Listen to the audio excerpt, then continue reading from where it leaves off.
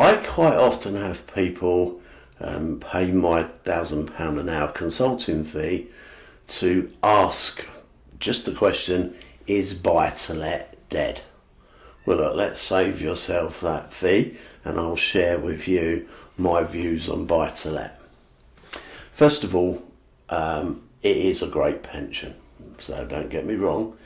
Traditional buy-to-let, it's very hard to make any money. I would say if you're thinking of putting 20, 30, 40 grand into an area of no capital appreciation that's going to make you £300 a month, think again. What the hell is the point of spending 20, 30 grand on a property that gives you 300 quid a month and it's hardly going to go up in value? I don't see the point of that whatsoever.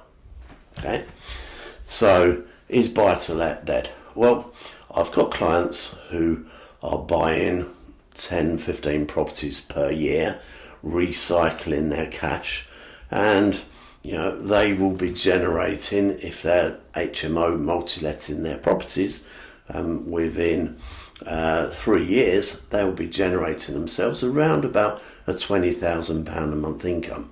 So I would say traditional buy-to-let is dead. Forget it. It's a waste of time.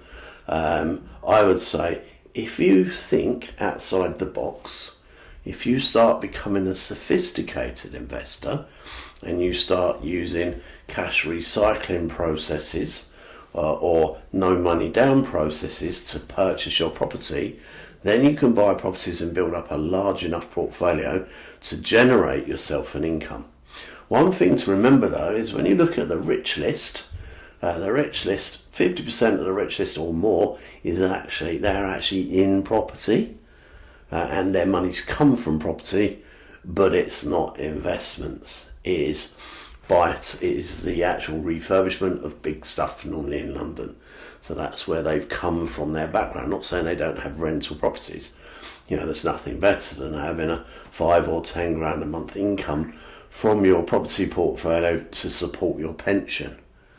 What I am saying is if you're swapping, unless you're Robbie Fowler and you're buying 5 or 6 properties a week out of your salary, and then next time you play for Liverpool, everyone's singing "We all live in a whatever your name is" house, like they do or used to do to Robbie Fowler, about to the tune of Yellow Submarine, then that's a whole different thing.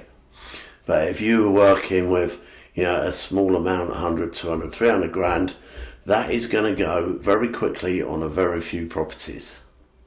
Also, remember that capital appreciation and investing in an area with capital appreciation is far more important than the rental income. Don't get me wrong, you must have the rental income there, but why not get the rental income in an area where there's capital appreciation rather than where there isn't any? My tip for you is to learn more, research, choose an area. Area is key. Going back to when I first started mentoring people, and I didn't know why lots of people were doing buy-to-let using my strategy of the same day and refinance model, and I've got many millionaires have come from that. But what I didn't realise, and we looked at it later on, is that most of the buy-to-let properties come from the lower end of the market in each particular town. So if we're looking at the lower end of the market of, say, Milton Keynes, the rental figure in that area was $750 a month when I was doing my stuff. You can look at it relative to now if you want, but $750 was then. I was paying for properties that were around 110 grand in value. I was paying around 80 grand because I was buying them below market value. Okay, so that was a good return, good yield, especially as I was refinancing them on the day I bought them and getting all my money plus a bit back out. Other people doing the strategy, same strategy, 2 out of the first 6 of my millionaires came from the same area. And that was because in that area, which was actual Bristol at the time, they were buying 3-bed properties that were renting for £800 a month. They were buying them discounted from 80 grand for below market value for around 60.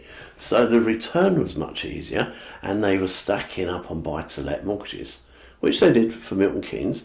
But Ipswich, where I had a couple of my mentee clients that were really struggling, what was happening is the bottom end of the price, the average price was 120, not the price in Milton Keynes of 110, or even in Bristol 80.